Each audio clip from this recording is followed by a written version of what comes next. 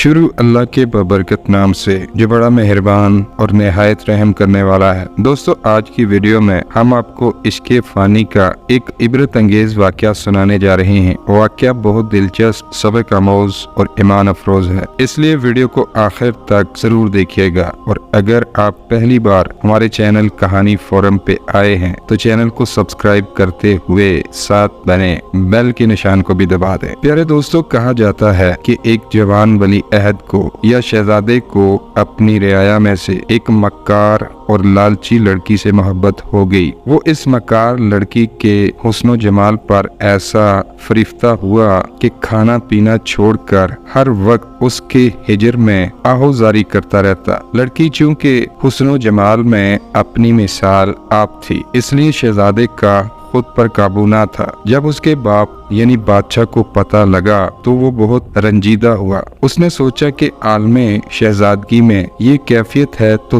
तख्त नशीन होकर बादम खुद मुख्तारी अल्लाह जाने क्या क्या जुल्म करेगा। चुनाचे वजीर से इसकी इस्लाह के लिए सलाह मशवरा किया गया कि शायद नसीहत से शहजादा राह रास्त पर आ जाए। वजीर ने बादशाह को तसल्ली दी और बादशाह से चंद रोज की मोहलत तलब की। एक दो रोज के बाद तमाम हालात मुतलका से वाकफियत हासिल करके वजीर ने अपनी हिकमत अमली और जोरो जर से लड़की के तमाम कुंबे को अपनी मुलाजमत महल में ले लिया और इस खूबसूरत लड़की को, जिस पर शहजादा आशिक हो चुका था, अपनी बेगम की कनीज़े खास मुकर्रर किया। वो लड़की खुशो खुरम महल के कामों में मसरूफ हो गई। 2-4 दिन गुजरने के बाद वजीर ने एक हकीम से मशवरा करके कनीज लड़की के खाने में कोई सख्त इसहाल आवर दवाई मिला दी, जिसके नतीजे में लड़की को इस कसरत से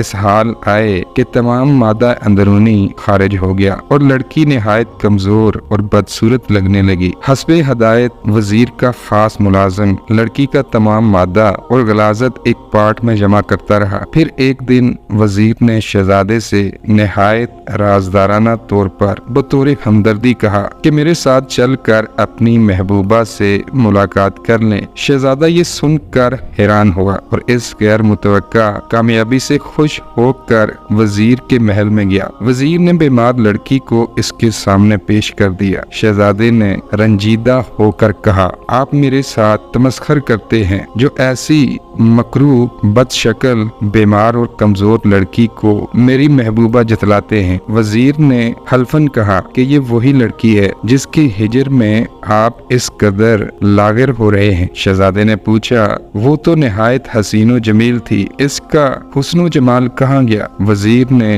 गलाजत भरे पार्ट की तरफ इशारा करके कहा, इसका हुस्नो जमाल इस पार्ट में बंद कर रखा है। शहजादे ने मुतज्जब होकर पार्ट को जो खोला तो इसके ताफन से गशी सी की हालत तारी होगी। होश आने पर वजीर ने कहा, इस हुस्न की असलियत यही है जिस पर कि आप इस कदर फरिफ्ता थे। चुनाचे शहजादा इस तमाम वाक़े की हकीकत से बाखबर होकर आइंदा इस किस्म की नाजायज हुस्न परस्ती से ताइब हो गया। इंसानों को चाहिए कि जाहिर पर फरिफ्ता ना हो, क्योंकि इसकी असल सरासर गलाजत की पोत है। इसी तरह एक शहजादा अपने महल की कनीज पर फरिफ्ता हो गया और इससे जना करने का पुख्ता इरादा कर लिया। जब वो इस कनीज को अपने खलवत खाने में लेकर गया तो शहजादे के बेजा इसरार पर इस असमत मुजस्सम कनीज ने बज़ाहिर रजामंदी के तौर पर दरियाफ्त किया कि आपको